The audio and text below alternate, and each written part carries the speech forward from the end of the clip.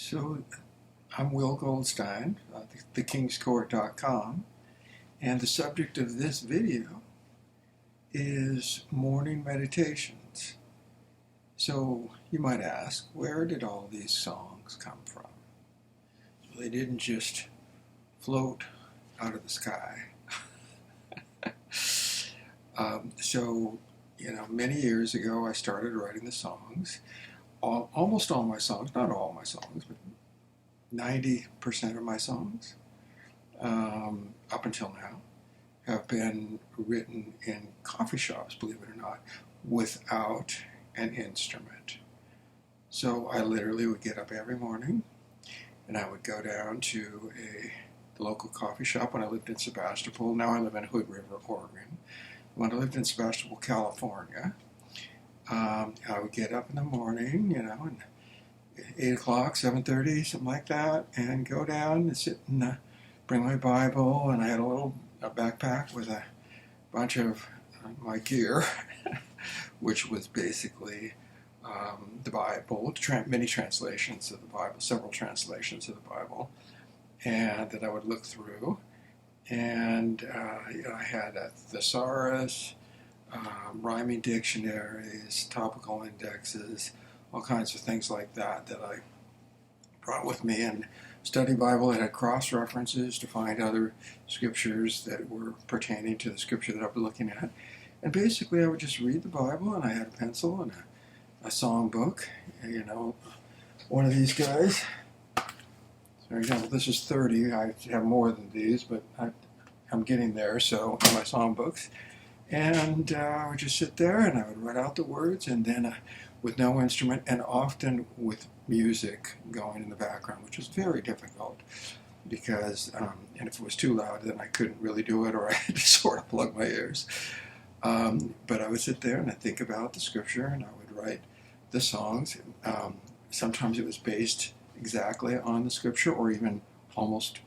I never did things word for word because I would look at the different translations, and they were meditations. They were more like I was looking at what the content of the song was, and if the scripture fit the song, then I would look at different ways that different translations put out, translated the scripture, the message of it, and sometimes the song was just wasn't the scripture at all, but the song. The reason why there might be a reference to the scripture in a song, and when you look at the song, it's not because that scripture inspired the song. So it was the inspiration for that meditation. And so I would, use dictionaries and all kinds of things to come up with the text, and often rhymes, sometimes no rhymes. And I would just simply hear the melody in my head with the words.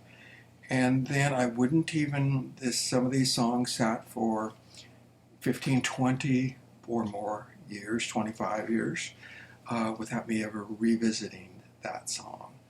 And finally, when I got up to like 34 books or so, somewhere around there, I decided one day, I need to go back and look. And so I went back to the very beginning. That's why Isaiah is, one of the earlier songbooks that I did. It was the earliest one that I did, but it's not the first one I put out. So I went back and I went through all the old songbooks, and sometimes there would be a lot of that content of the song, especially the words. Sometimes I would add words. Sometimes, I would go back. The melody I would change. For example, when I was a beginning writer, I didn't often write the quality melodies that I can write these days.